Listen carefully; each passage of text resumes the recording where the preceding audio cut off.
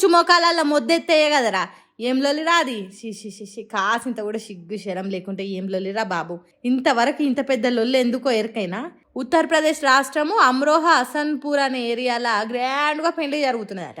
పిల్లగాని తరపోలకు బిర్యానీ బువ్వల లెగ్ పీస్లే వేయలేదట. గంతే ఇక చూడుండ్రి, కుర్చీలు పొట్టు ఇసిరేసుడు, ఇరగొట్టుడు, మంది మీద వేసుడు, ఆగమాగం చందన చేసిండ్రట. మమ్మల్ని ఏమనుకున్నారు? మేము పిల్లగాని తరపోలం, మాకే లెగ్ పీస్లు వేయరా? కనీసం మర్యాద ఇవ్వకుంటే ఈ పెళ్లి జరిగేందుకు జరగకేందుకు అన్నట్టు చేసిండట. పిల్లోళ్ళ మీదకి పిల్లగాని తరపోలు, పిల్లగానోళ్ళ మీదకి పిల్ల తరపోలు కుర్చీలు ఇసిరేసుకున్నారు. ఎంతమందికి దెబ్బలు దాకినాయో ఏమో కానీ ఓ దిక్కు పెళ్లి జరుగుతుంటే ఇంకో దిక్కు ఇట్లా జరిగింది.